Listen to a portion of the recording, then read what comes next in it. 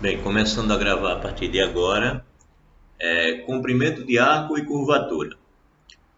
A ideia aqui é a seguinte: a gente parametriza, né, nossas curvas a partir de uma reta R, né?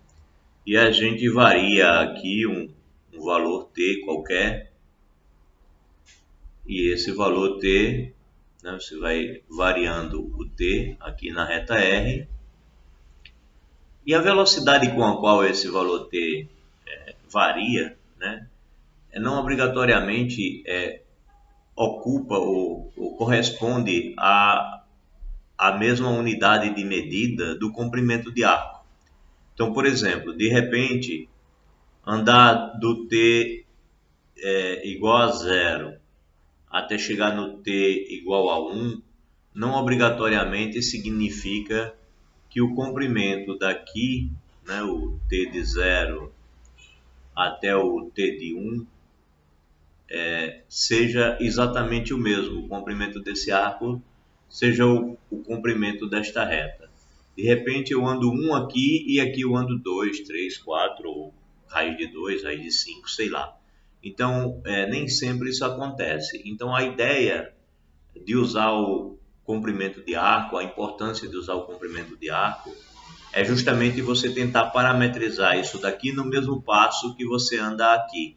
É o que a gente vai chamar de parametrizar pelo comprimento de arco. Então, a importância de olhar para o comprimento de arco e curvatura aí nesse momento vai ser essa. Ok? Bem, alguém quis me fazer alguma pergunta? Acho que recebi alguma mensagem aqui. Deixa eu ver se foi da turma, de alguém da turma. Não. Então, vamos lá. Então, essa é a ideia, a intenção quando se fala em comprimento de arco. Então, na seção 10.2, definimos o comprimento de uma curva plana com equações paramétricas x igual a f de t, y igual a f de t, com o t variando do a até o b, como o limite do comprimento das poligonais inscritas para o caso no qual f' e g' são contínuas. E chegamos à seguinte fórmula, né? A gente queria o comprimento de uma curva, então a gente dividiu essa curva em segmentos, em pequenos segmentos, né? Ou seja, poligonais, e aí a gente calculava a distância entre esses pontos aqui, e aí mandava o limite ir para o infinito, aumentando infinitamente a quantidade de poligonais, e isso nos dava então uma aproximação boa, né? Nos dava na verdade o comprimento da curva, o comprimento do arco. Bem, e as fórmulas que a gente tinha para isso, baseada na distância entre dois pontos, era dada assim: o comprimento, quando você estava pensando em duas apenas, né, no plano, ele era a raiz quadrada de f' de t ao quadrado mais g' de t ao quadrado, ou, se você preferir, nessa notação. Então, o comprimento de uma curva espacial é definido exatamente da mesma forma, como está aqui na figura 1. Suponha que a curva tenha equação vetorial r de t dado por suas funções coordenadas, t variando de a até b, ou o que é equivalente, equações do tipo x igual a f de t, y igual a z de t, g de t e z igual a h de t, onde essas curvas coordenadas elas sejam contínuas, para que você possa derivar. Na verdade, sejam contínuas e sejam deriváveis, né? Se a curva é percorrida exatamente uma vez à medida que t cresce, a partir de A para B, é possível mostrar que esse comprimento também se calcula como a gente calculava lá para o caso de uma curva plana, né? Ou seja, é a raiz quadrada dos quadrados das suas respectivas derivadas. Com essa notação ou com essa aqui. Eu ouvi um barulhinho, alguém tentando entrar na sala? Não. Alguém fazendo alguma pergunta? Também não, né? Pois bem. Então, continuando, a ideia de comprimento de arco pode então ser transferida da nossa ideia lá da curva plana para a curva no espaço de maneira análoga. Então, vamos observar mais detalhes do comprimento de arco.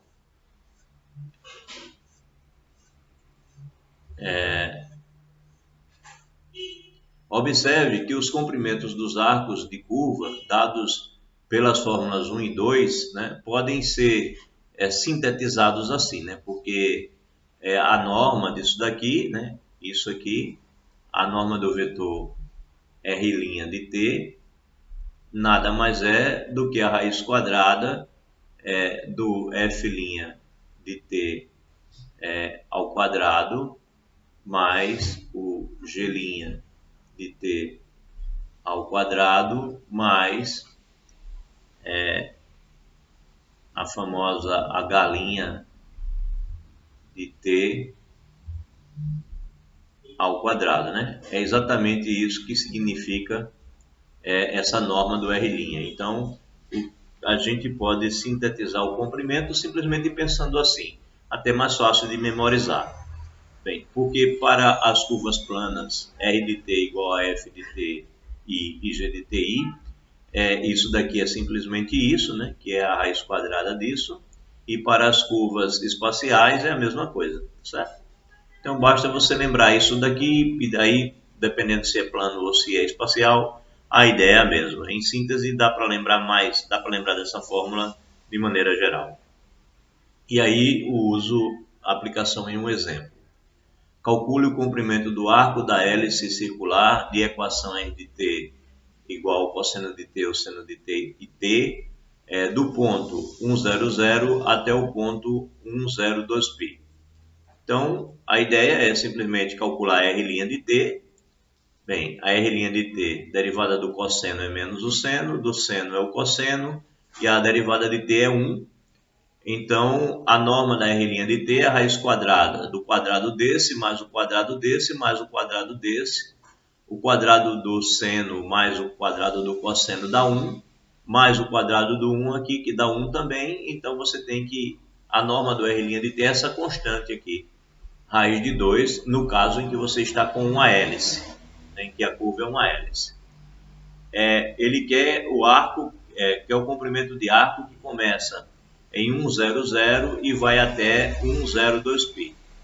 Então, a gente precisa descobrir como é que o t varia para ir do 1,00 até chegar no 1,02π. Então, esse arco ele é descrito quando o parâmetro percorre o intervalo do 0 até 2π. Porque isso, bem, porque a gente percebe que eu quero saber quando dá 1,00, que contas eu faria para perceber isso caso não fosse imediato para mim. Bem, eu preciso que cosseno de t seja 1, por exemplo, né? Eu preciso que o cosseno de t seja 1, e aqui eu preciso que o seno de t seja 0, né, para eu chegar no 1,00. E por fim, eu preciso que o t aqui seja 0. Então não tenho que discutir, o t começa no 0. E para chegar no 1,02π, eu preciso que o cosseno... Bem, basta olhar o último também, né? Eu preciso que o t seja 2π. Não importa olhar os dois primeiros, basta olhar o último. Então você tem que, para ir de 1,00 até 1,02π, basta você pegar o t igual a 0 e terminar no t igual a 2π. Então, o comprimento do arco, pela nossa formulazinha, vai do 0 ao 2π e é a norma da derivada que deu raiz de 2. Ora, então, isso daqui dá raiz de 2t. Aí, quando você coloca t igual a 2π, dá raiz de 2 vezes 2π, que é 2 raiz de 2π. E quando você colocar t igual a 0, dá 0. Então, você encontra o comprimento do arco como sendo 2 vezes a raiz de 2 vezes π. Ou seja, o comprimento deste arco aqui é esse, 2 vezes a raiz de 2 vezes π. Uma única curva C pode ser representada por mais de uma função variável. Por exemplo, essa cúbica aqui, ela pode ser representada por essa expressão, mas ela também pode ser representada por essa parametrização. Tá? É claro que o que a gente compara aqui é que quando u for 0, eu vou ter a mesma coisa que o t igual a 1. Essa é a nossa ideia, né? Então, t igual a 1, quando você pega u igual a 0, você tem e elevado a 0, então t1 é verdade. e assim por diante. Mas você já sabe que coincide o t igual a 0 com o t igual a 1. Né? E o último vai ser ln de 2, porque quando você colocar o ln de 2 aqui no lugar do u, você vai ter justamente o teu e elevado à terceira, é isso? Deixa eu ver como é. Você vai ter e elevado a 3 ln de 2, né? Então você sabe que dá para escrever isso como e elevado ao ln de 2, e elevado ao ln de 2, depois a terceira, né? E elevado ao ln de 2, e isso elevado à terceira. Então, isso é igual... Bem, e elevado a ln de 2 é o 2, né? É o 2. Então, você tem 2 à terceira. E aí, quando você olha aqui para o 2 e compara com o t, então você sabe quando você pegar aqui ln de 2, você vai ter t igual a 2, né? Então, corresponde aqui, nesse limite, t igual a 2 e o u igual ao ln de 2. Né? Onde a relação entre os parâmetros t e u é dada dessa maneira. O t vai ser, então, e elevado a u. Pois bem, então quando você tem e elevado a 2, você tem 2 à terceira lá em cima. Dizemos que as equações 4 e 5 são parametrizações da curva C. Aí, se fôssemos usar a equação 3 para calcular o comprimento de C, né, a equação 3 é essa aqui, né, a que define o comprimento de A. Então, se formos usar a equação 3 para calcular o comprimento de C, o que a gente espera, né? Usando as equações 4 e 5? A gente quer que a resposta seja a mesma, né? O comprimento de arco não pode ser diferente. Não importa qual parametrização eu usar, as respostas têm que ser a mesma, né? Gostaríamos de obter a mesma resposta. E, em geral, pode ser mostrado que, quando a equação 3 é usada para calcular o comprimento de arco, a resposta é independente da parametrização que é usada. Ok, então, boa notícia. Suponhamos agora que C seja uma curva dada pela função vetorial r de t com suas respectivas coordenadas, o t variando do A até o B, onde R' é contínua para que eu possa calcular R', e C é percorrida exatamente uma vez à medida que t aumenta de A para B. Então, definimos sua função de comprimento de arco, S por... Bem, eu espero que minha internet não caia como na última aula, né?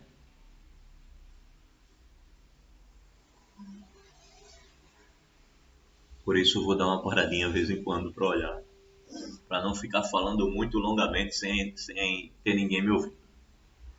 Então, olha só, presta atenção nesse comprimento de arco. Nosso comprimento de arco, ali pela definição da equação 3, é um S de t, né? Ele é o S de t. Na verdade, a gente simplesmente chamou de S porque a gente fixou os limites.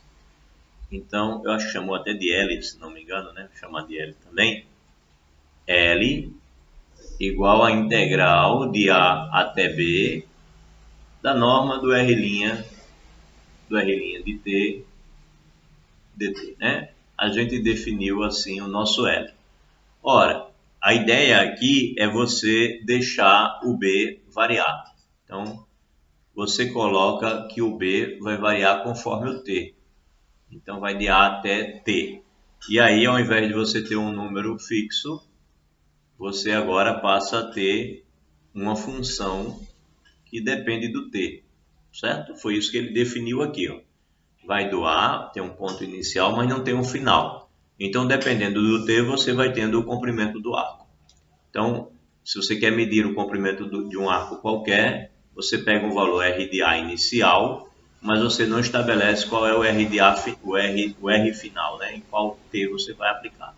Então, se é nesse t, você pegou esse comprimento até aqui, mas se você pegar um t maior, você vai pegar um comprimento de arco maior, você vai medindo a curva conforme o t que você tem. Note que essa medida, então, vai variando conforme a parametrização que você vai fazendo, em relação a t, né? Você está aqui com a reta R, você está variando aqui com a reta R um t qualquer. Então, há um momento em que você tem um A e aqui você vai variando o t. Conforme você varia aqui, ele vai medindo o comprimento de arco aqui. Note que vem aquela observação que eu falei agora há pouco. Pode ser que eu ande 1 centímetro aqui e 2 aqui. 1 aqui e meio aqui apenas. Então, eu não sei exatamente se o passo que eu ando aqui, ou como a gente costuma dizer, a velocidade que eu ando aqui, se vai ser a mesma velocidade que eu ando aqui. Então, vamos ajustar isso. A ideia é essa. Então, eu defino S de t, que é a função comprimento de arco. Então, S de t é o comprimento da parte C entre R de A e R de T, né, como está aqui na figura 3. Se derivarmos os dois lados da equação, os dois lados daqui da equação 6, usando a parte 1 do teorema fundamental do cálculo, obteremos o quê? Bem, vou derivar aqui, né? Derivada do S de t dt, e vou estar ao mesmo tempo derivando aqui, derivando a integral, derivada disso, dt. Ora, mas a derivada da integral, como são funções inversas, então a derivada da integral é o que tiver aqui dentro, né? É isso daqui. Ou seja, é a raiz quadrada da soma desses quadrados. Mas isso é exatamente a norma de R' de t. Tá? Então, derivei aqui, eu tenho que a derivada de S em relação a t é igual à norma da R' de t. Ok. Então, é frequentemente útil parametrizar uma curva em relação ao comprimento do arco, pois o comprimento do arco permanece naturalmente a partir da forma da curva e não depende do sistema de coordenadas utilizados. Então, se uma curva R de t já está dada em termos de uma parametrização t, e S de t é a função de comprimento de arco dada pela equação 6, podemos ser capazes de escrever t como uma função de S, ou seja, ao invés de escrever S de t, eu posso escrever t como sendo t de S. E eu vou tirar isso exatamente daqui, né? Porque aqui eu vou ter como encontrar a S em função do t.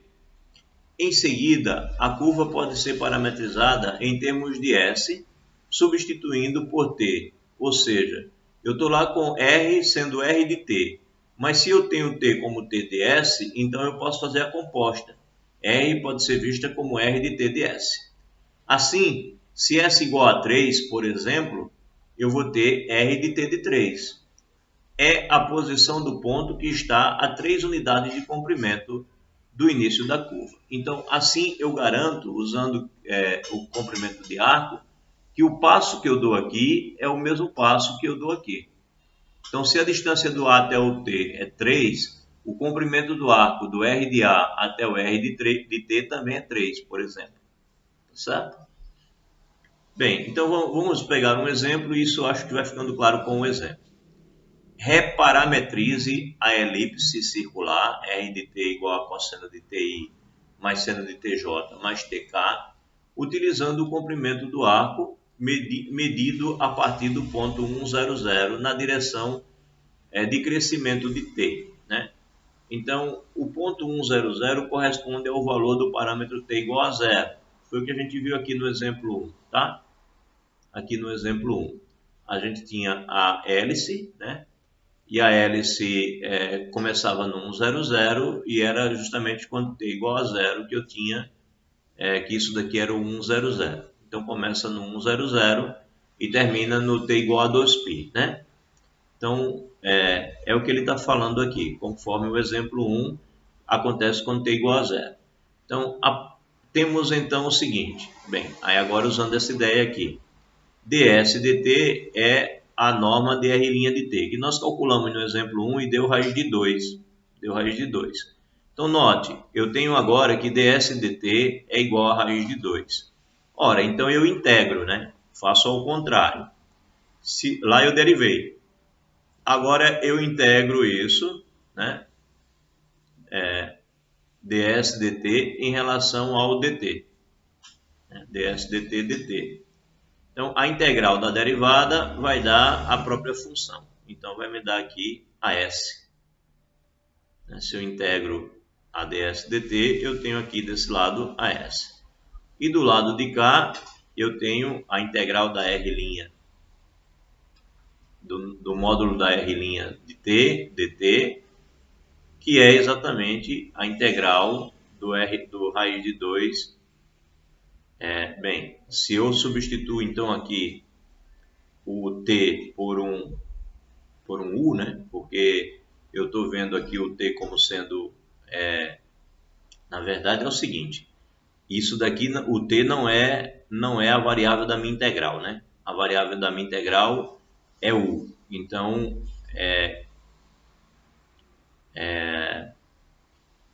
eu tenho que pegar aqui o t e substituir por u para que eu tenha um du. Então, o que eu vou ter é a raiz de 2, mas em relação à integral em u, né? Em uma outra variável. Deixa eu ver onde é que isso fica claro. Aqui, né? Aqui. A gente viu aqui r' de u, du. Então, eu estou pensando aqui em relação a uma variável u. Então, quando eu faço aqui, eu tenho a integral do 0 até t do módulo do r' de u du, né, que vai ser isso daqui. Ora, a resposta para essa integral é raiz de 2 vezes u. Só que ela está variando do 0 até o t, né? A variável da integral não é o t, é o u. Bem, aí agora substituindo o u por t, eu vou ter raiz de 2t. Quando eu substituir por 0, vai dar raiz de 2, 0. Portanto, tudo que eu tenho aqui é raiz de 2t. Portanto, eu encontrei uma relação, né? Eu encontrei s igual a raiz de 2t. Encontrei s igual a raiz de 2t. E a minha intenção, é escrever t em função de s. A minha intenção é escrever t em função de s. Mas é o que eu tenho, né? Se eu tenho s igual a t, a raiz de 2t, eu tenho que t é igual a 1 sobre a raiz de 2, s, né? Passando o raiz de 2 para dividir. Então, eu consigo escrever o t em função de s. E se eu consigo escrever o t em função de s, então eu volto na minha parametrização aqui em relação a t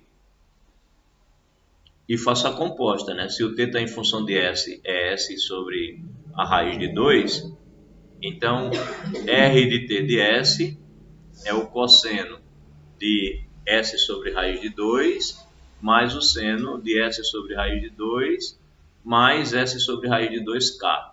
Então, essa daqui é a parametrização pelo comprimento de arco da hélice, né? Da hélice. Aqui está a parametrização da hélice em relação a um t qualquer e aqui está a parametrização da s em relação ao seu comprimento de arco, tá?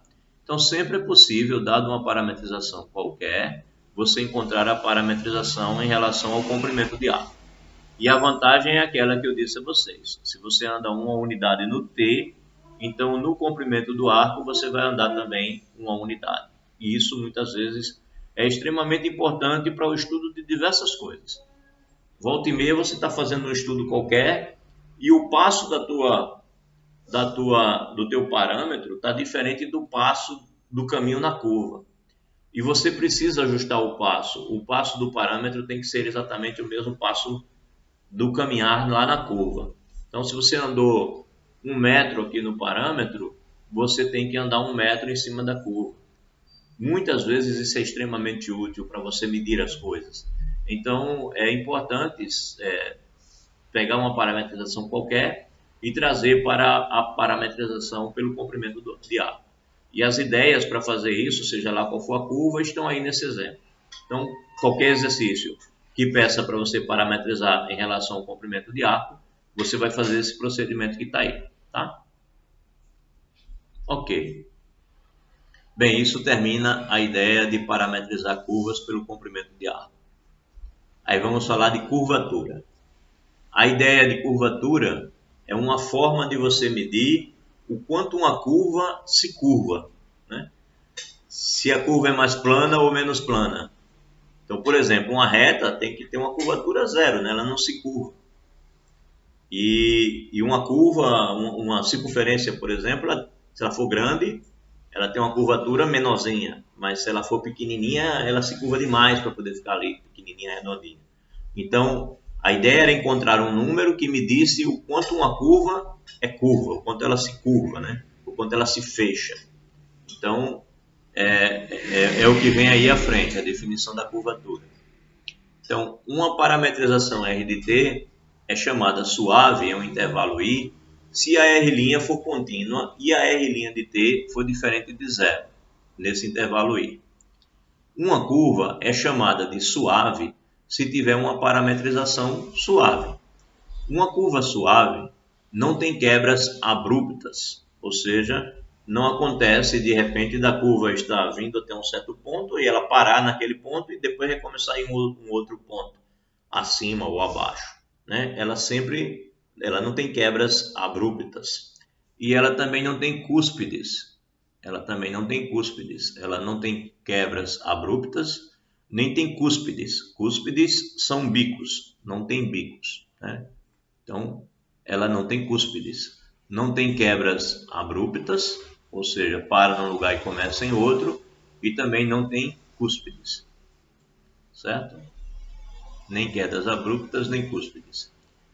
Quando o seu vetor tangente gira, ele o faz continuamente. Então, nesse caso aqui, ó, se você estiver pensando em vetores tangentes, se pensar em vetores tangentes em diversos pontos,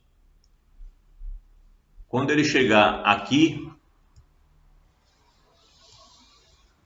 quando ele chegar no ponto aqui que tem um tal do cúspide, você não consegue ter como calcular um vetor tangente aqui. E a mesma coisa você vai ter problema quando você estiver calculando vetores tangentes aqui, que você chegar nesses pontos.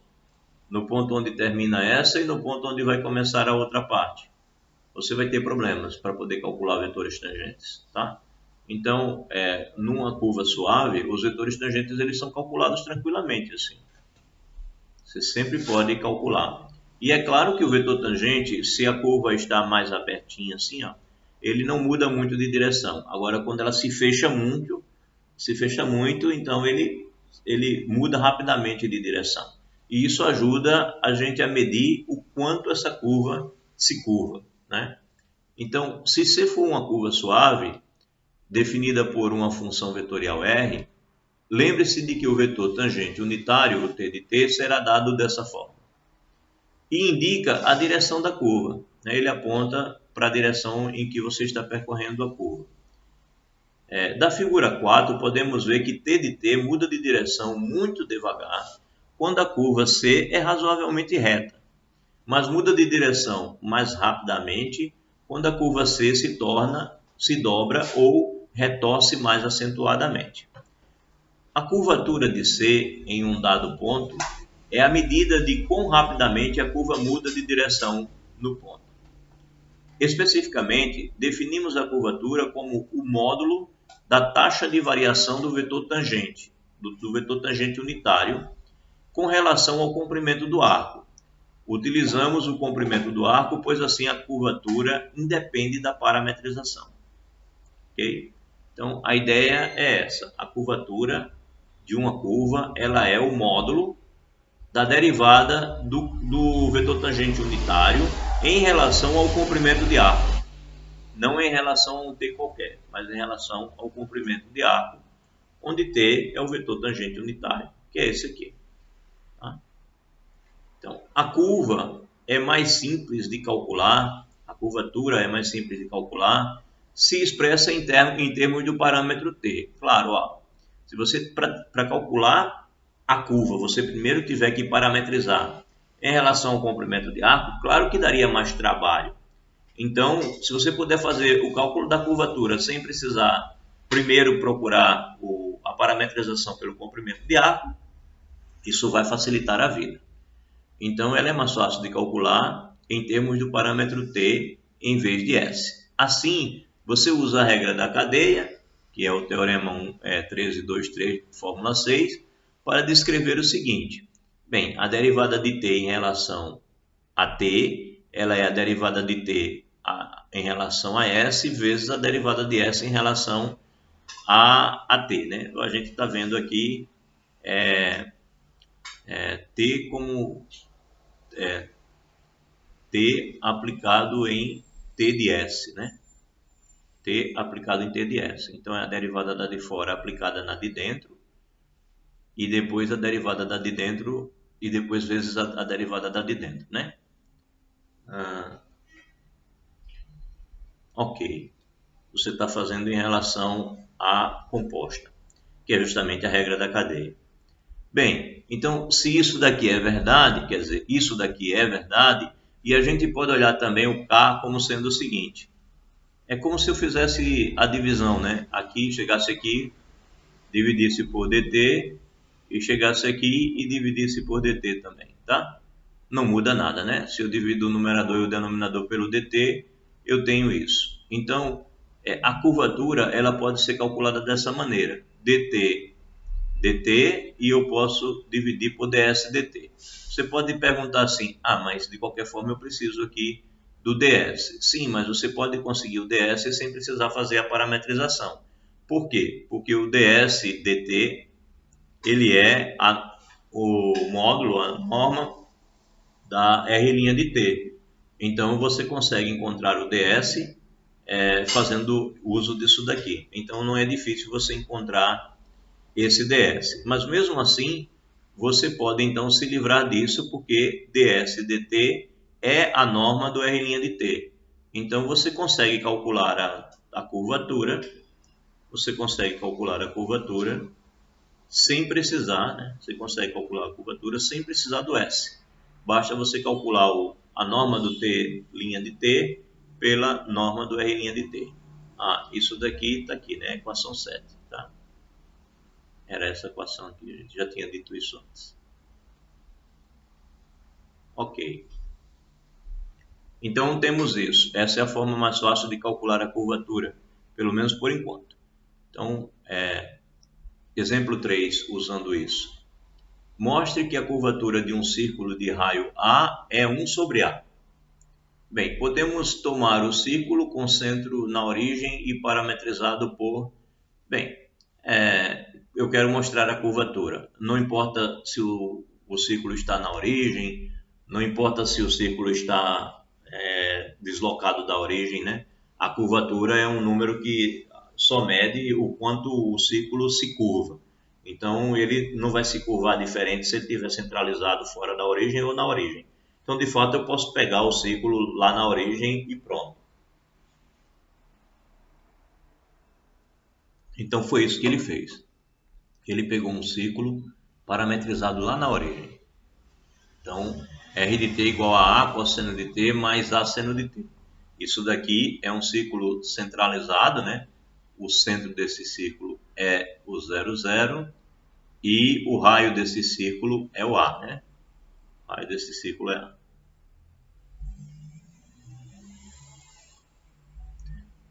Portanto, vamos derivar esse negócio. R' de t vai ser, bem, derivada do cosseno é menos o seno, A é constante. Derivada do seno é o cosseno, A é constante, então eu tenho isso daqui como derivada. Agora eu calculo a norma, né? Bem, a norma é A, porque você vai ter seno ao quadrado mais cosseno ao quadrado aqui, e você vai ter o A colocado em evidência, né? Vai ter o A colocado em evidência, ou seja, em resumo, essa norma aqui você calcula assim, né? Vai ser a raiz quadrada de A ao quadrado menos A ao quadrado. Deixa eu ver como é que eu escrevo isso. Assim, raiz quadrada de menos A ao quadrado, seno ao quadrado, mais A ao quadrado, cosseno ao quadrado de t, né? Cosseno ao quadrado do t. Ora, isso então é igual coloca o a quadrado em evidência e tira o a, né? Então é a vezes a raiz de seno ao quadrado de t mais o cosseno ao quadrado de t, que a gente sabe que é 1. Então, de fato, a norma do R' de t é A. Bem, se eu tenho a norma do R' de t, eu posso calcular o t de t, que vai ser o R' de t multiplicado por 1 sobre a norma. Ou seja, o R' de t é isso aqui, o R' de t é esse, e eu vou e multiplico ele por 1 sobre A. Né? 1 sobre A. E aí eu tenho que o A aqui se cancela, e aí eu tenho menos o seno de t, e eu tenho o cosseno de t. Bem, aí eu consigo derivar. T' de t, então, é derivada de menos seno é menos cosseno, e derivada do cosseno é menos seno. Isso nos dá que a norma do T' de t é igual a 1. Sim, porque... Bem, simplesmente porque se você for calcular aqui, vai ser cosseno ao quadrado mais seno ao quadrado. A norma é 1. Bem, então, usando essa equação 9, eu vou calcular a curvatura. A curvatura é a norma do T' de t, que é 1, e a norma do R' de t nós calculamos é A. Então, nós conseguimos mostrar o que ele queria. Ele queria que nós mostrássemos que a curvatura do círculo é 1 sobre o seu raio. E aí isso tem a ver com o que eu disse antes, né? Quanto menor o círculo for, menor é o valor do A, menor é o valor do raio. E 1 sobre um número pequeno é um número grande. Aí se você aumenta o raio, vai ficar 1 sobre um número grande, que é um número pequeno. Então, quanto maior for o raio de um círculo, de uma circunferência, menor sua curvatura. Quanto menor for o raio, maior a sua curvatura. Acho que, inclusive, ele comenta isso mais à frente. Bem, o resultado do exemplo 3 mostra... Professor, Oi. só uma observação assim, eu tava pensando. Quando os caras vai fazer assim a estrada, eles se baseiam por isso também, não? Quando vai, tipo, fazer uma curva, alguma coisa assim, uma estrada. Eles se baseiam por esse cálculo. Existem cálculos referentes à força centrípeta que o pessoal faz e que leva, por exemplo, as estradas, quando você está em uma curva, você vê que o lado externo da curva é mais alto do que o lado interno, né? Você está fazendo uma curva para a direita, o lado direito, o meio fio do lado direito é mais baixo do que o meio fio do lado esquerdo.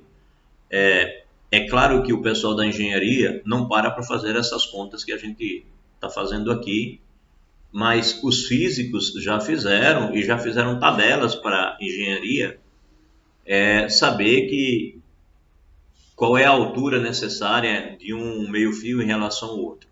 Essas contas foram feitas a partir dessas ideias, sim, entendeu? De curvatura e tudo mais. Eles não fazem mais porque eles têm isso tudo tabelado. E hoje em dia você joga no computador, ele já te dá boa parte das contas, mas as contas foram feitas a partir dessas ideias. Ok? Entendi. Uhum. Beleza.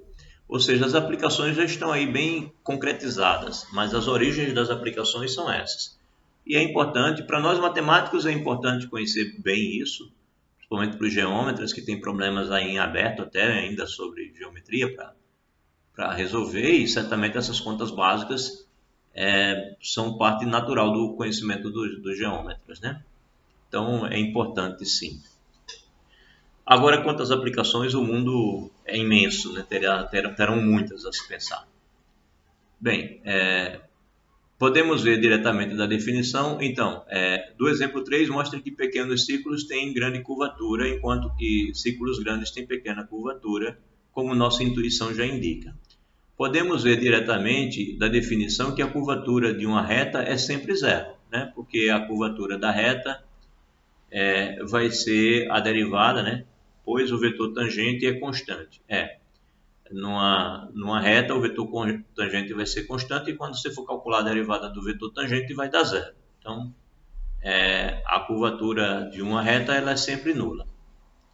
Embora a fórmula 9 possa ser utilizada, sim, ela pode ser utilizada realmente amplamente, possa ser utilizada em qualquer caso para calcular a curvatura, em geral é mais conveniente aplicar a fórmula dada por esse teorema aqui.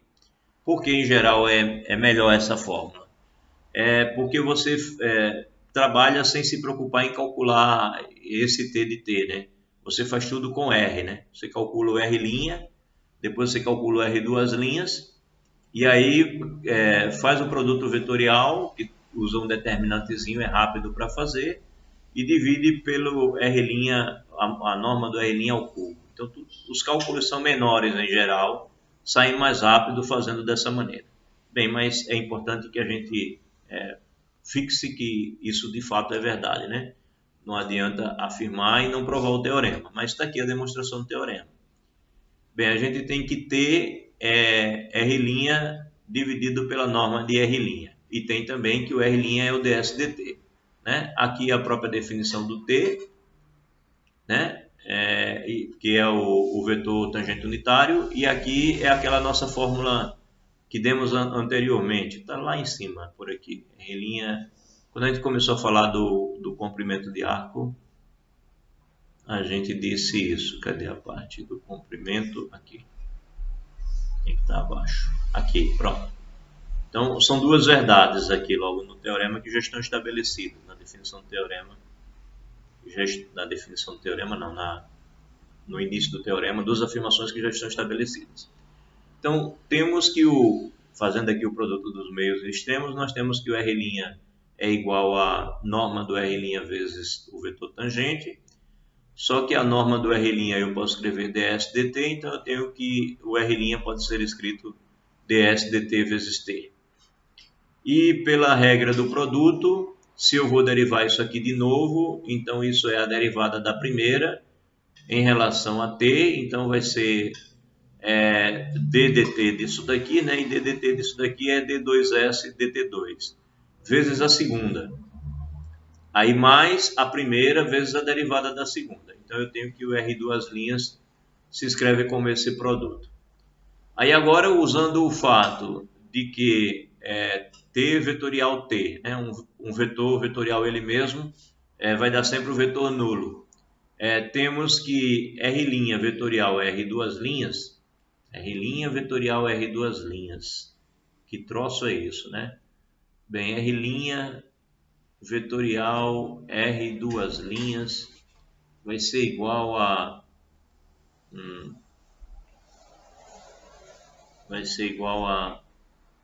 ds dt vezes t vetorial, nosso R duas linhas vai ser d2s dt2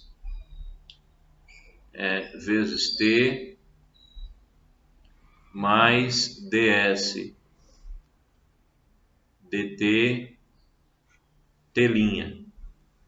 Aí quando você faz a distributividade aqui, o que acontece? No primeiro produto, você coloca o ds dt vezes o ds d2s dt2 fora, né? Ou seja, você faz ds dt multiplicando, faltou um pedaço, ds dt multiplicando o d2s dt2, e isso multiplica t vetorial t, né, no primeiro produto, e no segundo produto você vai fazer ds dt ds dt, né, ds dt, e agora esta parte vai estar multiplicando o t vetorial t'. Então, quando você faz isso, aqui dá zero,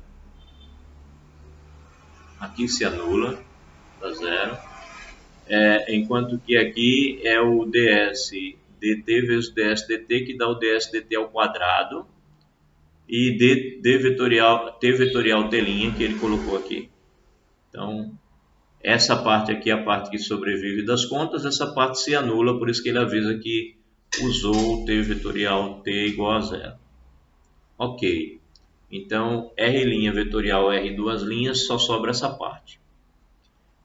Agora, como a norma do t de t é 1 para todo t, então você tem que t e t' são ortogonais. Isso pelo exemplo 4 na seção 13.2. No exemplo 4 da seção 13.2, foi isso? Bem, se a norma é 1 para todo T, então T e T' são ortogonais pelo exemplo 4 na seção 13.2. Portanto, pelo teorema 12.4.9, o teorema 12.4.9 eu registrei aqui o que diz. Esse exemplo 4 da seção 13.2 é aquele que diz que se a norma do vetor aqui for uma constante, então o produto escalar entre um e o outro vai dar nulo. Mas fazendo as contas para esse exemplo especificamente, a gente diria assim: se você for fazer o produto escalar, né, de T vezes T', bem, se você derivar o produto escalar de T vezes T', o que você vai ter? Eu tenho que, eu posso partir daqui, a norma do T é igual a 1. Pronto, vou partir dessa ideia. A norma do T é igual a 1, daí sai tudo que a gente precisa. Porque se a norma do T é igual a 1, bem, lembre-se que a norma de T é a raiz quadrada de T escalar T, né? T produto interno com T. Então isso é igual a 1. Então você tem que T escalar T é igual a 1, porque você eleva o quadrado dos dois lados. Agora tá bom, agora você deriva. Aí você vai ter T' vezes T, derivada da primeira vezes a segunda, mais a primeira vezes a derivada da segunda, isso vai ser zero, derivando. Então você conclui, inclusive essa maneira que a gente demonstra aqui o exemplo 4 lá da seção. Você vai ter duas vezes T' escalar T igual a zero, e aí você conclui que T' escalar T é igual a zero. Portanto, T' e T são ortogonais. Okay? Essa afirmação dele aqui se verifica dessa forma. E aí, pelo teorema 12.4.9, quando eu pegar a norma aqui, né? Então isso aqui é visto como uma espécie de número, né? Não é vetor, então ficaria ele próprio aqui, e aí eu pego a norma de T vetorial T'. E aí o teorema 12.4.9, o teorema 12.4.9, ele nos dá que isso vai ser norma do vetorial, é a norma de A vezes a norma de B, então é a norma do T vezes a norma do T', mas só que a norma do T é 1, né? Isso aqui é 1. E vezes o seno de θ, mas como eles são ortogonais, o seno de π sobre 2 é 1. Né? O seno de π sobre 2 é 1. Então isso é 1 e o seno também é 1. Portanto, tudo que sobra é ds dt ao quadrado vezes a norma do T'. Beleza. Bem, então até aqui eu posso dizer que faço essa parte aqui para dividir. Então eu tenho que a norma do T' é a norma de R' vetorial R2' dividido por ds dt ao quadrado. Só que ds dt, desde o início aqui nós afirmamos, ds dt é a norma do R'. Então você tem norma do R' ao quadrado. Ora, então você pode ter o que é o K. O K é a norma do T' dividido pela norma do R'. Então, como a norma do T' é esse produto dividido por R' ao quadrado, eu vou dividir de novo por R', conservo a primeira, multiplico pelo inverso da segunda, e aí aparece esse expoente 3 aqui, tá? Ou seja, essa conta que está feita aqui, ela é norma de R' vetorial R2' dividido pela norma do R' ao quadrado dividido pela norma do R'. Então, por isso, conserva a primeira, multiplica pelo inverso da segunda, aparece esse expoente 3. Ok? Então tá aí, acho que ficou claro a demonstração. Vamos para o exemplo 4, aquela boa e velha parada, para saber se tem alguma pergunta. Tranquilo?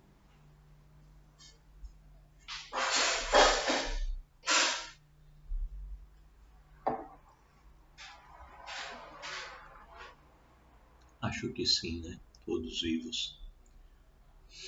Determine a curvatura da cúbica retorcida R de t igual a t, t quadrado, t a terceira, em um ponto genérico e em 0, 0, 0. Bem, calculemos inicialmente os ingredientes necessários. Gostei dessa palavra ingrediente aqui. Parece que o cara quer fazer um bolo, né? Vamos ver os ingredientes necessários para poder fazer as contas. Então, os ingredientes necessários, segundo ele, são o R', que é, bem, derivada do T é 1, T2 é 2T e T a terceira é 3T2. Beleza. Ele calculou o R'. Ele calculou o R duas linhas, derivada do 1 é 0, do 2T é 2 e do 3T2 é 6T. Beleza. Aí ele calculou a norma do R', que é a raiz quadrada dos quadrados dessas coisas aqui, que dá 1 mais 4T2 mais 9T4. E aí ele calculou o produto vetorial entre o R' e o R duas linhas, colocou o IJK, colocou aqui as coordenadas do R' e colocou aqui as do R duas linhas. Vamos ver se fez os produtos bonitinho, eu acho que sim. Mas vamos lá.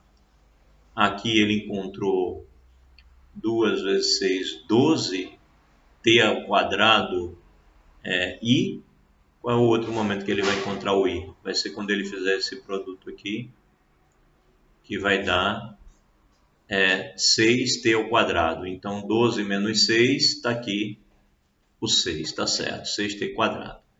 Na hora em que ele vai trabalhar com o j, ele tem, primeiro momento que ele usa o j é quando ele faz esse produto desses dois com esse zero aqui, então não ajudou em nada, o j não vai aparecer, mas quando ele multiplica aqui, ele tem j e ele multiplica com esse, né?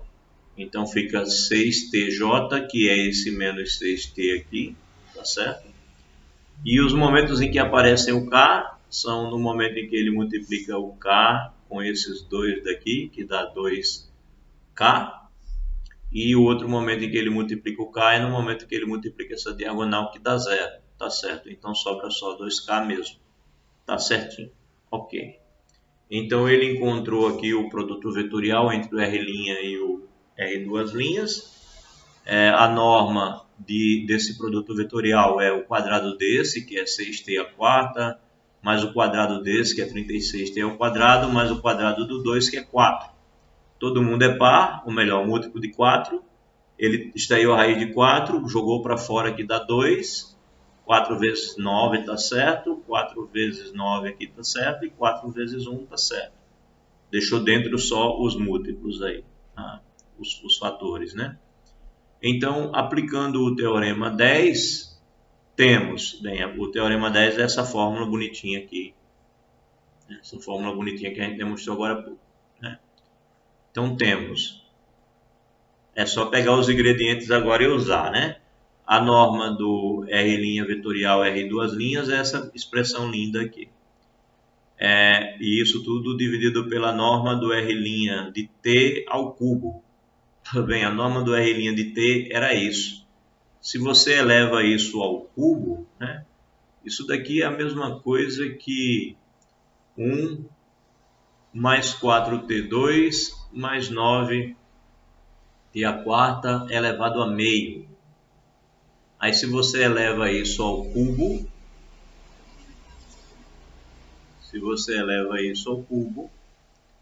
você vai estar elevando isso daqui ao cubo. Então é só fazer o produto dos expoentes. Então dá 3 meios. Então é essa expressão elevada a 3 meios. Ok. Então na origem, essa aqui é a expressão para o k de t genérico, né, que foi o primeiro pedido que ele faz na questão. Determine a curvatura dessa cúbica retorcida em um ponto genérico para um t qualquer. Então está aqui a resposta. E depois ele pediu para o 0, 0, 0. Olha, quando t for 0, aí ele vai e calcula t igual a 0. Bem, quando t for 0, isso dá 0, isso dá 0, isso dá 0 e isso dá 0. Então fica a raiz de 1 em cima e 1 embaixo. Então 2 vezes a raiz de 1 sobre 1, que dá 2. Então realmente KD0 igual a 2, está aí a curvatura quando T é igual a 0, no ponto 000. Então. Bem, para o caso especial de uma curva plana, com a equação y igual a f de x, olha só, dá para simplificar um pouco o cálculo da curvatura, né? Então, se você está pensando numa curva plana y igual a f de x, você pode ver o x como sendo o parâmetro, né? É interessante isso. Você está com a curva plana, veja como você pode pensar, né? Você está com a curva plana, você tem uma curva qualquer aqui no plano. Você tem que o y ele é dado em função de x, né? Y é f de x. Você pode ver isso como uma curva parametrizada, né?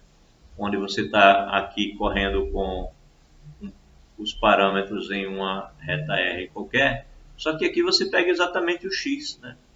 Então, o x corresponde ao próprio x e o y corresponde ao f de x, né? Então, você corre o x aqui e aí você diria, sei lá como é que eu digo isso, x de x? Não. Bem, acho que entenderam, né? Eu tomo como parâmetro o próprio x, é o que ele diz aqui. Escolhemos x como parâmetro e escrevemos r de x como sendo o próprio x na primeira entrada e o f de x na segunda entrada. Né?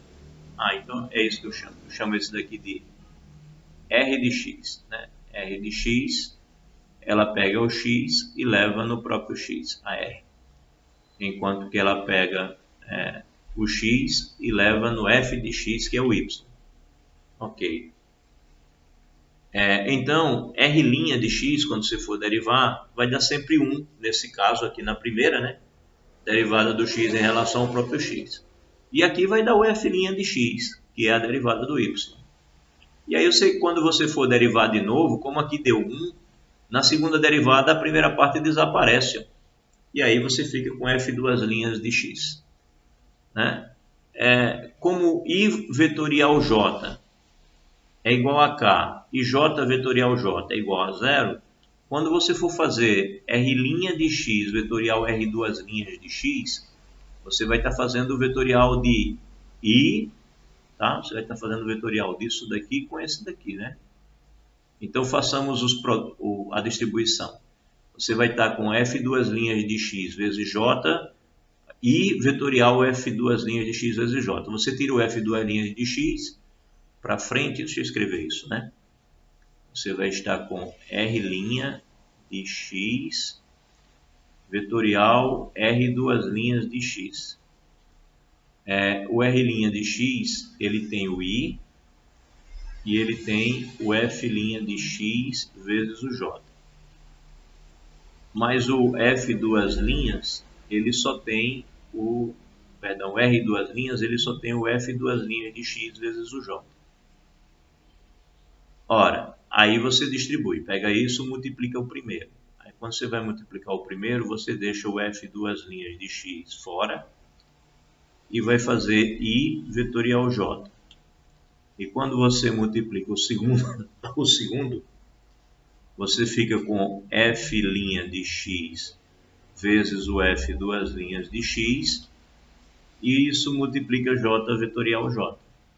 A questão é que j vetorial j é 0, então essa parte desaparece.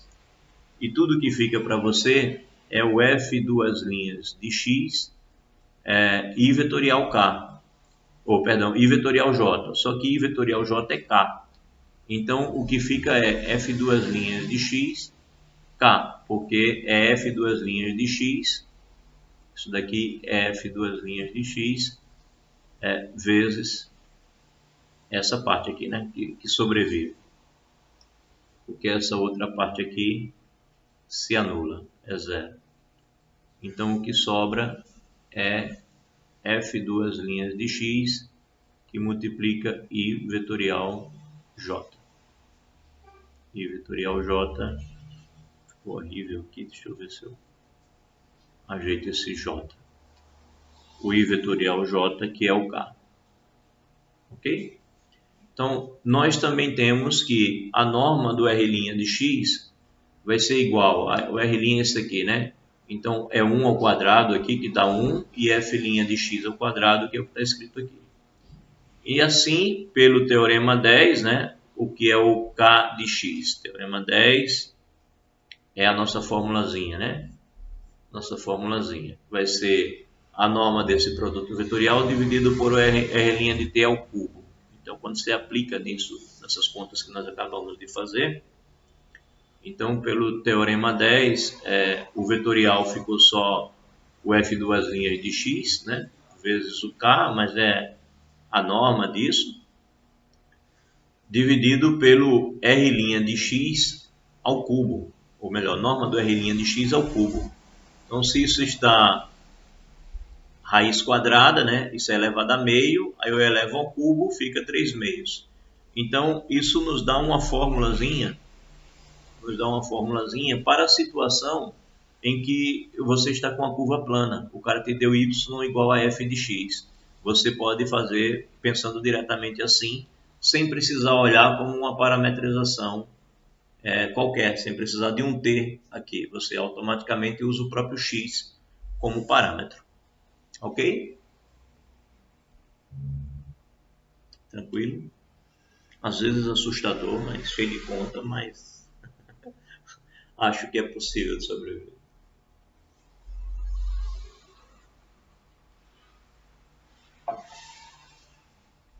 Ok, né? Bem, encontre a curvatura da parábola y igual a x quadrado nos pontos 0, 0, 1 e 2, 4.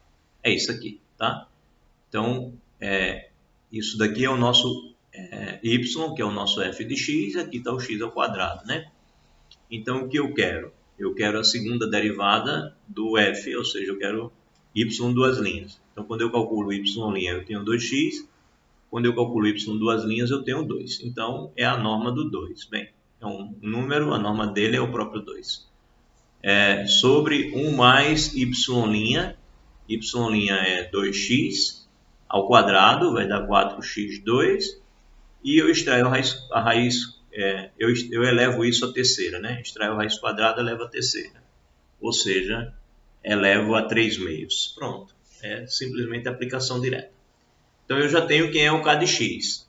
Como ele pediu no 0, 0, 1 e 2, 4, e o meu parâmetro é o x, então é só eu calcular no 0, no 1 e no 2. Quando eu calculo no 0, eu tenho 2, né? Por quê? Porque aqui vai dar 0, então vai ficar 1 mais 0, 1 elevado a qualquer coisa vai dar 1 mesmo, então vai ficar 2. Aqui em 1 eu tenho o k do 1, então aqui vai dar, bem, vai ser 1 aqui, vai ficar 1 mais 4, 5, 5 elevado a 3 meios, ou seja, a raiz quadrada de 5 ao cubo. Então é 2 sobre a raiz quadrada de 5 ao cubo, ou 2 dividido por 5 elevado a 3 meios. E em 2, 4, k de 2, coloca o 2 aqui, você vai ter 4, 4 vezes 4, 16, mais um 17. Pronto, é o que ele colocou aqui. Observe a partir da expressão de k de x, ou desse gráfico aqui, na figura 5, que quando você manda o k de x ir para zero, ou seja, mandar isso daqui para zero, significa fazer com que isso daqui cresça, né? E isso daqui crescer significa fazer com que o x cresça, né? E o x cresça em módulo, porque ele vai estar elevado ao quadrado, melhor, raiz quadrada disso ao cubo.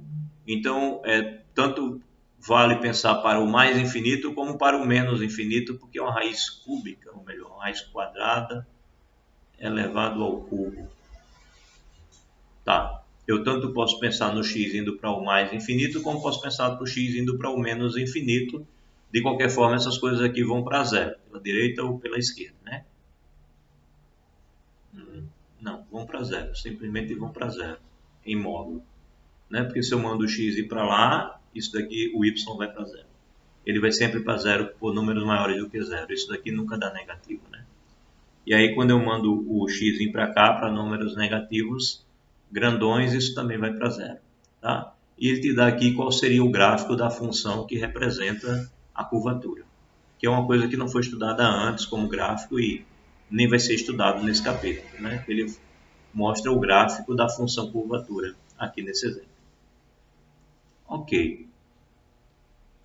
Vetor normal e binormal. Temos meia horinha. Vetor normal e binormal, extremamente útil. E o começo do estudo de geometria diferencial é por aí. Tá? Geralmente se começa estudando esses três vetores. O tangente unitário, o vetor normal e o vetor binormal. Ele junta os três vetores para estudar as curvas. Tá certo? Então, para quem for fazer, por exemplo, uma disciplina como geometria diferencial, como eletiva, por exemplo, o começo geralmente é por aí. Começa aqui nesse ponto. Bem, vetores normal e binormal. Em um ponto dado de uma curva suave R de t, existem muitos vetores que são ortogonais ao vetor tangente unitário t de t. É verdade, né? Existem muitos. Em que sentido? Pensa aí numa curva qualquer no espaço.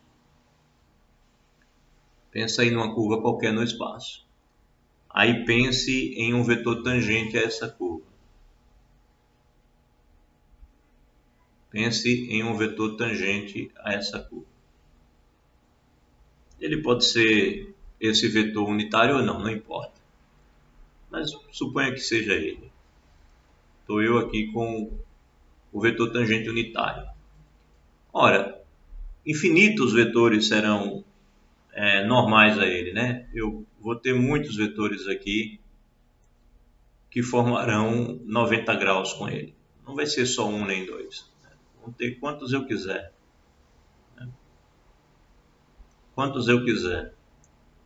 Na verdade, eu vou ter um plano inteiro de vetores, né? Basta que eu pense num plano que contenha esses vetores. Se eu pensar num plano que contenha esses vetores, pensar num plano aqui que contenha esses vetores, complicado desenhar, dando a impressão de que contém. Sei lá, vou fazer assim. Pense num plano determinado por esses dois vetores, né?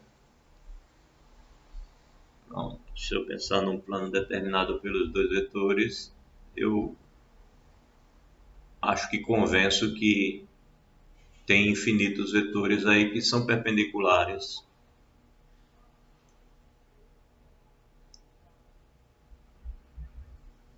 Então pense em um plano determinado por esses dois vetores.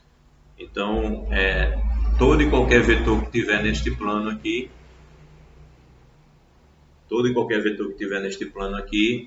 será perpendicular ao vetor t de t, né? Então, de fato, dado um vetor tangente unitário, existem muitos vetores que são ortogonais ao vetor tangente unitário t de t. Aí escolhemos um observando que a norma de t é igual a 1 para todo t. Bem, temos que o produto interno é zero, isso nós já mostramos anteriormente, de modo que t' de t é ortogonal a t de t. Fizemos isso agora há pouco. Observe, no entanto, que t' de t pode não ser um vetor unitário, mas se R' sim, olha, ele não está falando do t de t. O t de t é unitário, mas o t' de t, na hora em que eu derivo o t, né, o t de t, que é unitário, a resposta pode não me dar um vetor unitário. Mas se R' também for suave, e a curvatura for diferente de zero, né, podemos definir o vetor normal unitário principal, um n de t, ou simplesmente normal unitário, como, o que eu faço? Eu pego o t de t e derivo, e depois eu divido pela norma, ou seja, multiplico por 1 sobre a norma. Nós já vimos que esse procedimento faz com que a norma desse vetor aqui seja 1. Simplesmente porque quando eu vou calcular a norma desse vetor, a norma do n de t definido dessa maneira, ela nada mais é do que a norma do t' de t dividido pela norma da norma do T' de T. A questão é que a norma da norma é a própria norma, então essas coisas são iguais. Isso é igual a 1. Então, por isso que quando eu faço esse procedimento, eu obrigatoriamente vou ter isso igual a 1. Ok. Então, se vai ser igual a 1, esse passa a ser um vetor interessante para mim. Ele, além de formar 90 graus com o T de T, ele tem tamanho 1. Né? Bem, então eu já tenho dois vetores na mão. Eu tenho um cara, seja lá para que lado for, dentro desse plano aqui de vetores que são perpendiculares ao T de T. Esse cara, especificamente, digamos que eu defini como sendo T' de T multiplicado por 1 sobre a norma do T' de T. E aí, esse cara eu chamei de vetor normal. Esse cara eu chamei de vetor normal. É o meu N de T. Mas aí eu consigo um outro vetor ainda. Se eu fizer um produto vetorial entre esses dois vetores, eu vou ter um outro vetor que será normal aos dois. Bem, pela regra da mão direita, se eu multiplicar aqui nesse meu desenho N de T vetorial T de T, se eu fizer esse produto vetorial, eu vou ter esse vetor aqui, que é o vetor que a gente vai chamar de, na verdade não especificamente, ou deixa eu ver se eu preciso normalizá-lo para poder conseguir. Pronto, ele já é normal. Esse daqui já surge normal. Quando eu faço essa conta, automaticamente eu tenho um B de T, que é o famoso vetor binormal. Tá? Então eu tenho o vetor tangente, aí eu multiplico por 1 sobre a norma dele e eu obtenho o T de T. Depois eu derivo o T de T e multiplico por 1 sobre a norma dele, eu tenho o N de T. E depois eu faço o produto vetorial entre os dois e eu tenho o B de T, que é o vetor normal. Perdão, que é o vetor binormal. É claro, aqui eu escrevi na ordem contrária para poder seguir o meu desenho na regra da mão direita. Mas em geral a gente define assim, né? T de T vetorial N de T. Ele é chamado vetor binormal. Ele é perpendicular a ambos, né? A ambos. Então, na verdade, sejamos justos, eu não posso dizer que o B de T é esse, né? Eu tenho que colocar o B de T no sentido contrário, senão eu vou estar burlando a definição. Então, na verdade, o B de T é para o outro lado. Tá? Vamos tirar o B de T dali, que pela definição, o B de T ele só pode ser ao contrário, né? Afinal de contas, a gente tem que escolher um lado. Então, o lado a ser escolhido é esse, é T de T vetorial com N de T. Então, quando você faz isso aqui, é que você tem o tal do vetor B de T. Claro que existe um outro no sentido contrário, mas não é ele que a gente vai chamar de B de T. Vai ser só quando eu fizer T de T, N de T. E aí, usando a regra da mão direita, ele aponta aqui para baixo e não para cima, como eu tinha desenhado antes, tá? Então, seguindo de fato a definição, esse cara é chamado o vetor binormal. E ele é perpendicular a ambos, T e N, e também é unitário, ou seja, ele já nasce com norma 1. Na literatura, esses três vetores juntos são conhecidos como tríedo de Frenet. Naturalmente, Frenet é um matemático francês e tal, você pode dar uma lida sobre ele e quando quiser buscar esse assunto em algum lugar, pode pedir por tríedo de Frenet, que aparecerá isso daí. Bem, neste livro não vi falar no nome de Frenet, mas originalmente é esse o nome dado ao estudioso que mexeu com isso. Bem, então está aí a apresentação do vetor binormal.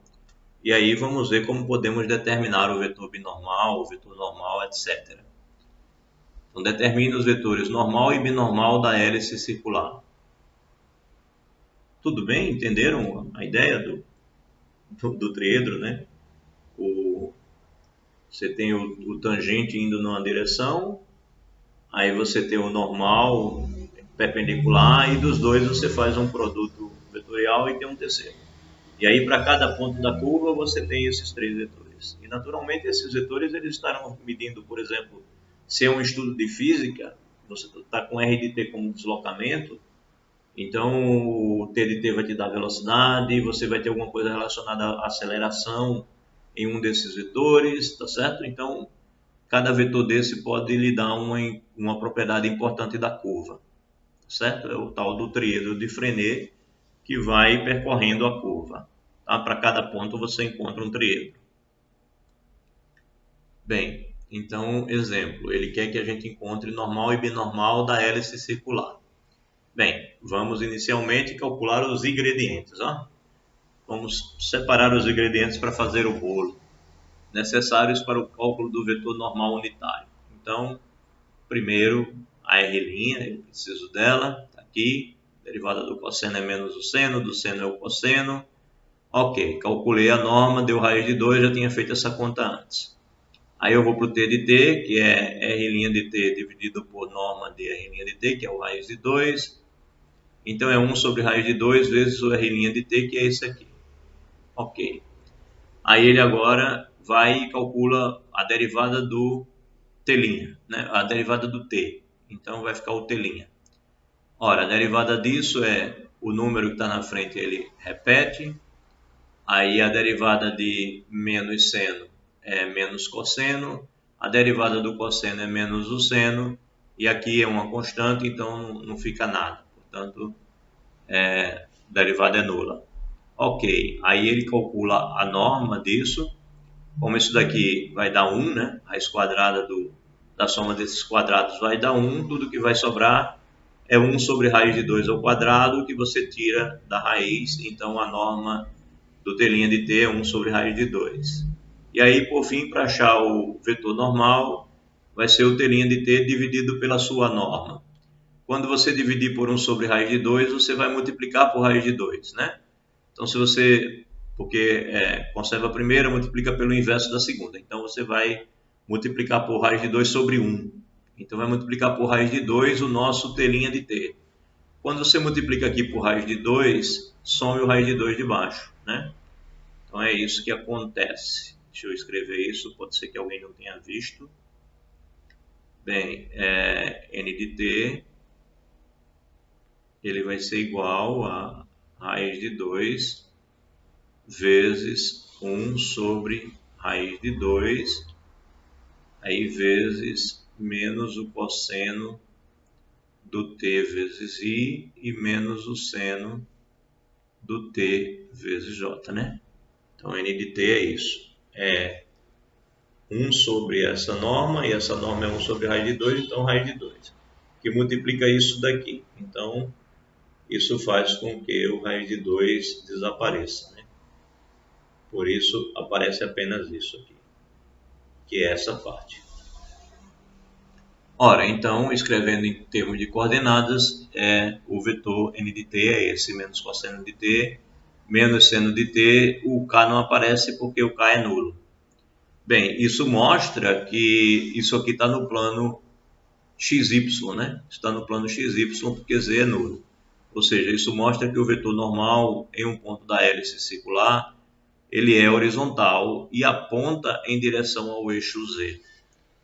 O vetor binormal bem, o normal já está aqui, aí vamos olhar o vetor binormal. O binormal é T de T vetorial N de T. As coordenadas do T de T estão aqui, as do N de T estão aqui, e é só fazer o cálculo do famoso determinante. Você vai ter 1 sobre raiz de 2, e esse determinante vai ser 0 aqui no i. Bem, a outra participação do i é essa daqui, que é menos seno de t, que está menos, mas muda o sinal porque é na parte secundária, então dá seno de t. Beleza. A participação do j aqui vai ser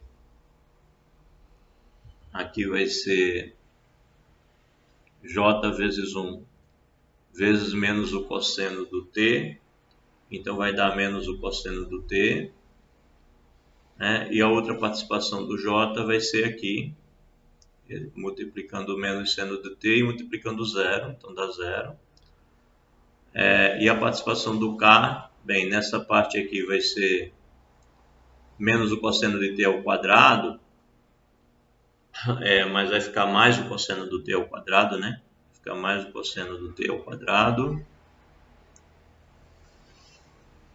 Cosseno do t ao quadrado, porque é na parte secundária. E na parte principal, você vai ter aqui esse produto vezes o k, então vai dar seno ao quadrado do t, seno ao quadrado do t. Então vai dar isso vezes k, mas isso é 1, então por isso que aqui essa coordenada é 1. E aí você tem o b de t. O b de t tem essas coordenadas. Ok. Acabou o exemplo 5.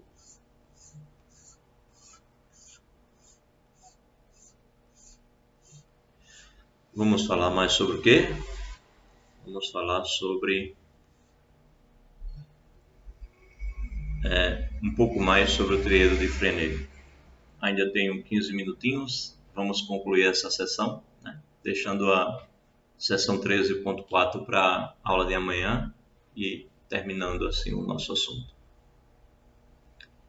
Bem, o plano determinado pelos vetores normal e binormal, o n e b, num ponto P, sobre uma curva C, é chamado plano normal. Ou seja, aquele plano que nós desenhamos agora há pouco, né? Você está com uma curva qualquer, e aí você tem um ponto específico, um ponto P. Nesse ponto P, você tem um vetor tangente, e você pensa num plano que contém esse ponto P. Você pensa num plano que contém esse ponto P.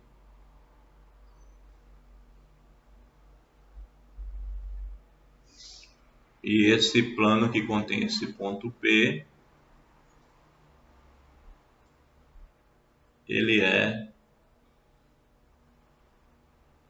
perpendicular, ele contém o ponto P e ele é perpendicular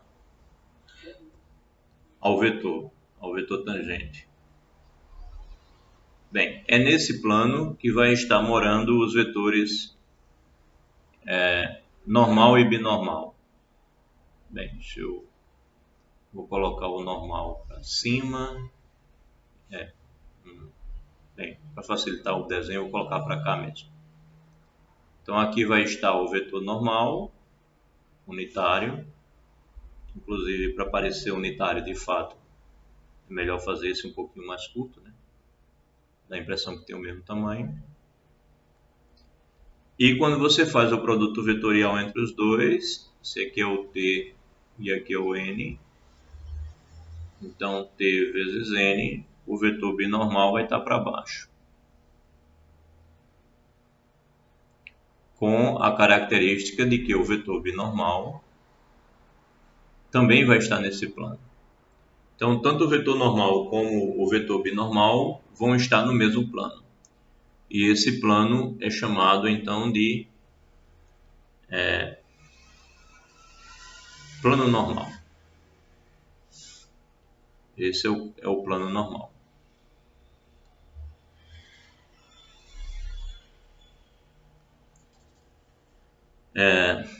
Mas note que existe um outro plano aí nessa brincadeira que a gente pode visualizar também, que é o plano formado por T e N.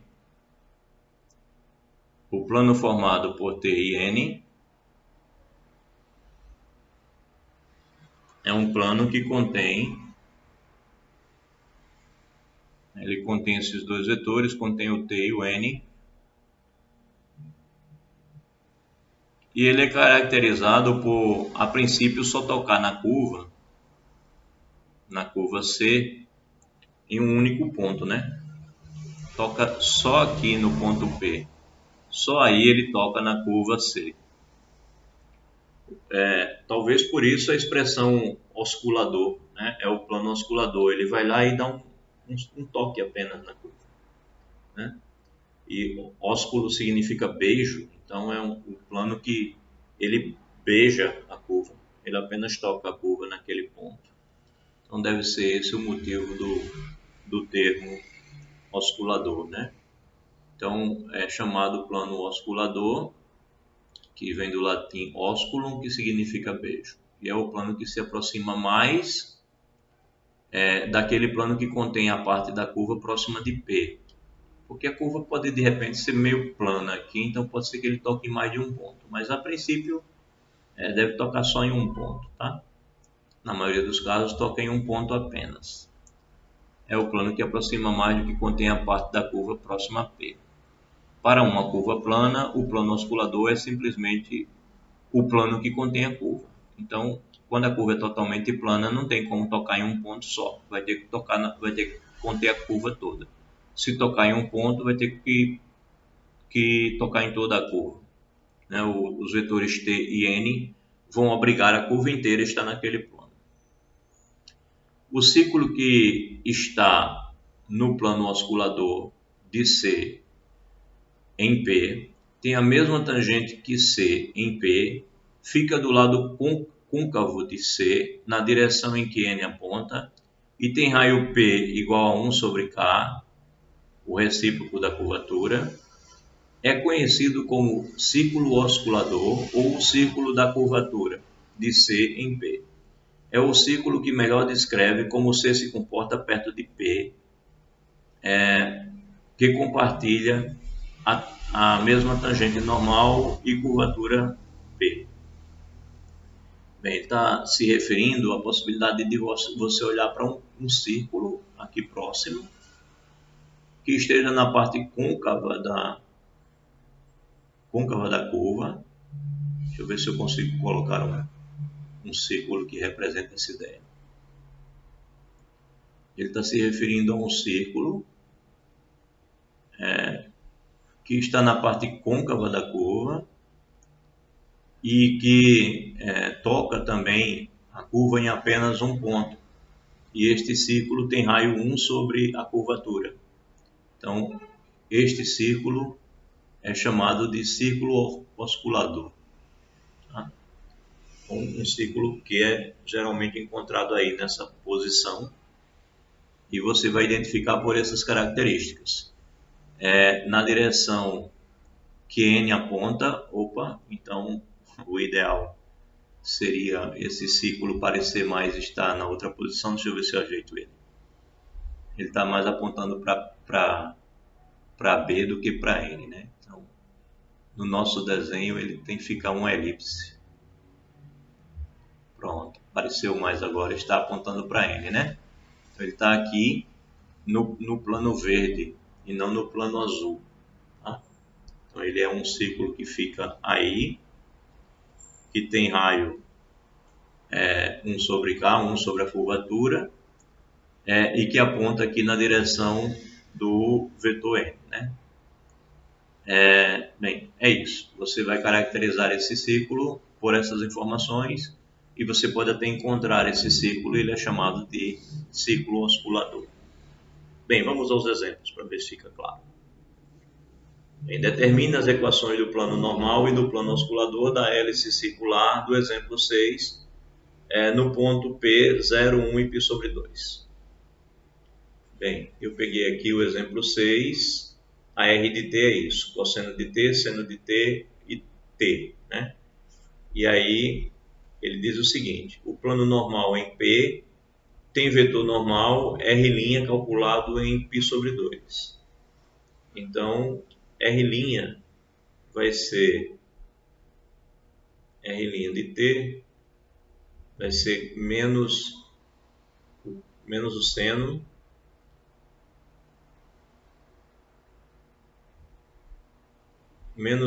do t e mais o cosseno do t, j e mais k. É isso.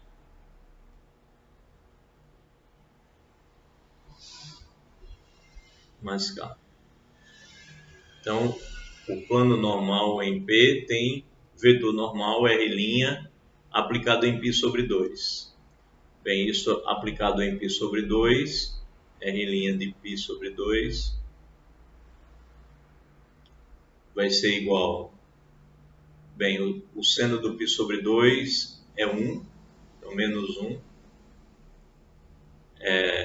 O cosseno do π sobre 2 é 0.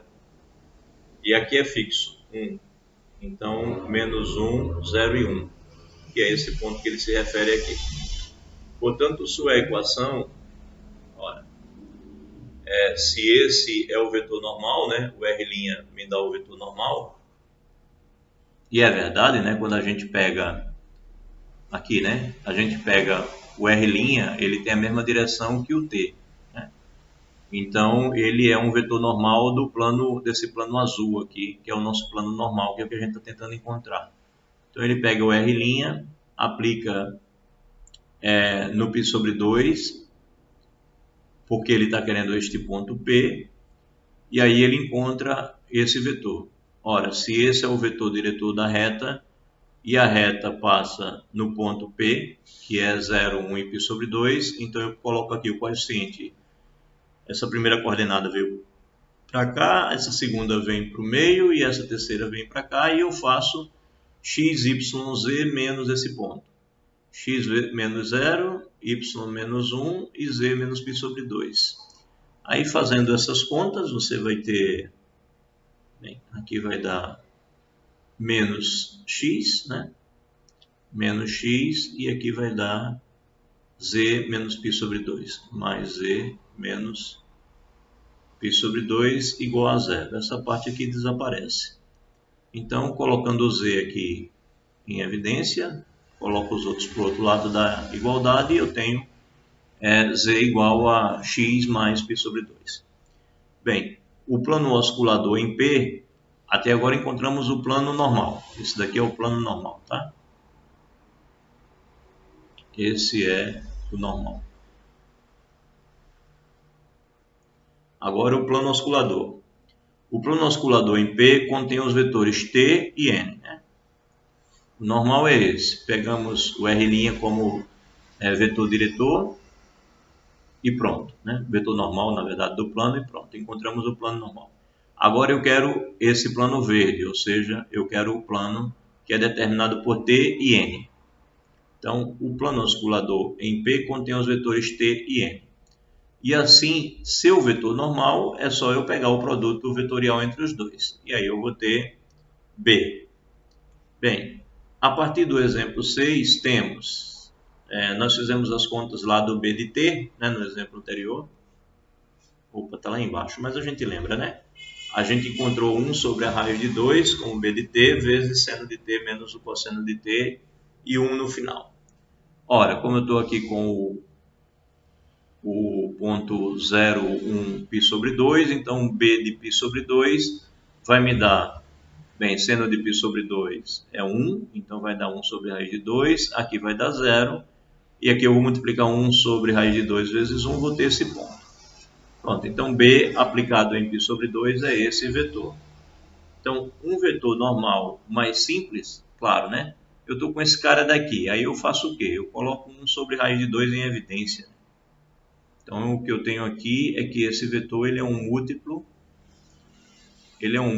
de 1, 0, 1, né? Então, se ele é um múltiplo, esse cara daqui tem a mesma direção que esse. Então, por que eu vou usar este horrível se eu posso usar esse que é mais simples? Então, um vetor normal ao plano oscilador, tá? Mais simples é esse daqui. Aí eu faço a mesma coisa. Eu pego agora o vetor normal, coloco aqui as coordenadas. Eu tenho 1, tenho 0 e tenho 1. Coloco essas coordenadas. E x menos o ponto. O ponto é o mesmo, o ponto P. Então, x menos 0, y menos 1 e z menos π sobre 2. Faço as contas. Novamente, essa parte aqui desaparece, né? Essa parte aqui desaparece. E aí eu fico com x mais z menos π sobre 2 igual a zero. E aí, x não, x, isso. Aí eu mando x para o outro lado, mando menos π sobre 2 para o outro lado, e eu tenho aqui a expressão do plano osculador, tá certo? Esse é o osculador. Pronto. Acredito que o exemplo 7 foi bem entendido. Ok?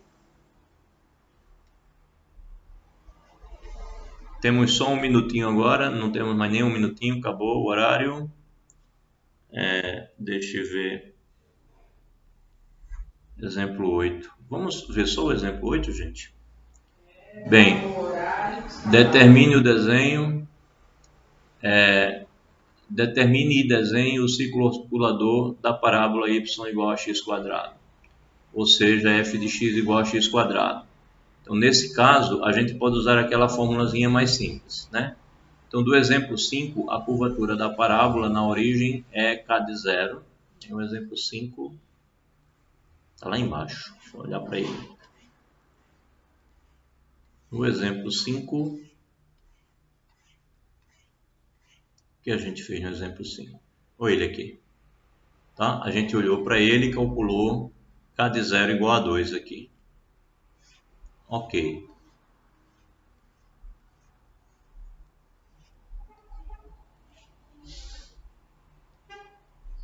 Então, no exemplo 5, nós calculamos k de zero igual a 2. Dessa forma, o raio do ciclo oscilador é 1 sobre a curvatura, ou seja, é meio. E seu centro, ele é 0,5, sua origem, ou sua equação é, portanto, por que 0,5? Bem, meio é o raio, tá certo? E ele quer que eu desenhe o ciclo oscilador da parábola na origem. Então, o x é o zero. E aí, como o raio é meio, né, e ele fica na parte côncava da função, então tem que ser esse círculo aqui, né? E esse círculo ele tem a equação x menos x0, ou seja, x menos 0, que é x ao quadrado, y menos y0, que é y menos meio ao quadrado, igual ao raio ao quadrado. O raio é meio, então 1/4. Então assim a gente encontrou a equação do círculo oscilador. E para o gráfico da figura 9, usamos as equações paramétricas do círculo, x igual a meio cosseno de t e y igual a meio mais meio seno de t. Parametrizou aqui, né? Você tem essas daqui são a equação paramétrica deste mesmo círculo aqui. E pronto, ele encontrou uma equação paramétrica qualquer, né? Ele conseguiu encontrar uma equação paramétrica qualquer. Isso daqui poderia aparecer mais de uma, poderiam aparecer outras. E por fim ele conclui a sessão fazendo um resumo de fórmulas. A gente deixa então para falar de 13.4 na próxima aula. Amanhã a gente fala de 13.4, ok? Se não houver perguntas, boa tarde, até a aula. Professor, Oi. a prova vai ser esse final de semana? Talvez, né? Vamos conversar amanhã. Vamos ver até onde a gente termina amanhã e há uma possibilidade. Também discutir com vocês o que colocar na prova ou não, porque tá muita coisa, né? Tem assunto pra caramba. Capítulos 12 e 13. Vamos escolher umas sessões mais importantes e escolher que questões a gente considera mais relevantes, tá bom? Tá Entre hoje e amanhã a gente estabelece isso, ok? Tá bom. Se não houver outras perguntas, pessoal que eu estou devendo prova, não se preocupe, daqui a pouco eu mando para vocês. Tá bom? Provas que não corrigi, que eu não achei, consequentemente não corrigi. Se não tem mais nenhuma pergunta, bye bye.